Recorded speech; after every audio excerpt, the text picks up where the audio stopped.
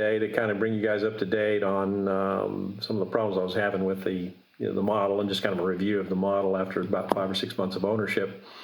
And made the video, and then flew the airplane a couple of times and lost elevator.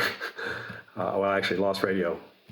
So I have no idea why, and it went in, and it's in a billion little pieces now. Luckily, just missed the roof of a friend's hangar by about 2 feet. So this video, I'll put it up so you guys can see some pictures of what happened, and so you'll see that the Black Horse A6M 20 is no more. But that's what happens with RC flying. Cheers. One of the problems that's happened is that the quality of these plastic inserts for the gear wells they're not holding up well at all. This broke right away and flew off in mid-flight.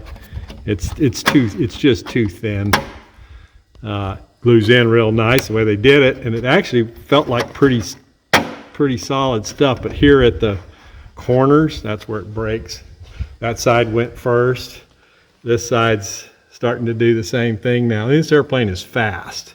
Now, one of the things that also has been a problem are these little pieces of thin plywood, just sheeted. These parts,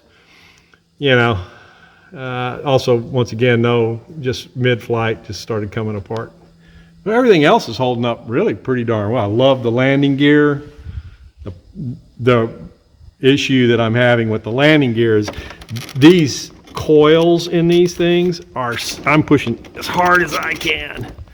This airplane's big and heavy for a model airplane, but those springs have enough resistance on them to support, or really would ideally be for an airplane about 6 times the weight of this one, because they don't do a damn thing. It's just like, I hit hard, they don't even hardly absorb anything. So I'm wondering if I can take those apart and get in there and get those springs and replace the springs out of there with something a little more lower gauge or something like that, so less resistance. Although all my experience with pattern airplanes back in the 80s and 90s or whatever, I learned to put landing gear into wings with 3 nylon bolts. I think I did this in the build video. And I always put one metal one in so that they'll stay in. They have saved this thing a dozen times already. What happens is with the nylon bolts, you can see where the threads strip. They pop out, gives you enough play, keeps from ripping the wing all apart. So that's what I'm doing right now, is putting some more nylon bolts in. So you just got to buy a bulk quantity of nylon bolts and do that number. It's great. The DLE engine has just been wonderful. After it broke, I sent it back and had it rebuilt completely. They found a few things that were wrong with it and fixed that. Starter is another deal. I don't know if you can see back in there or not, but these guys right here, they just completely crapped out. That's cheap pot metal that's in there, and that's all that holds that motor onto that mount. So what I did to enforce that, as you can see back in there, is I took some average gauge plastic wire ties, and I strapped them to the standoffs here.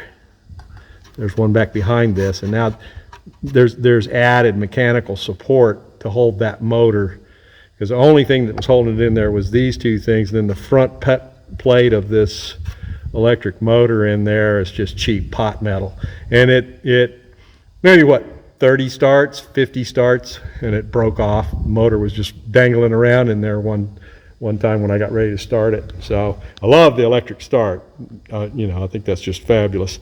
The quality of mounting for that needed improvement. So I came up with a fix for that.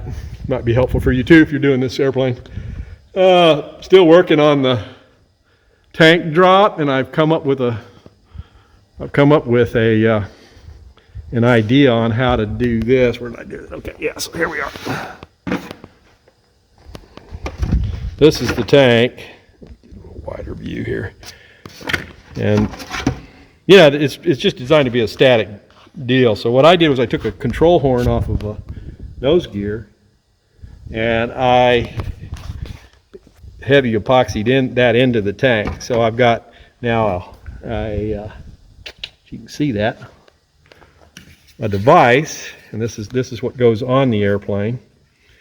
And originally what I did was I buried a little micro servo in here, and that didn't work at all. The micro servo just gave out right away. So what I've developed in here, if you can see that, is a little rod that will be activated via servo and shoved through. I can't hold the camera and actuate it, but this slides forward.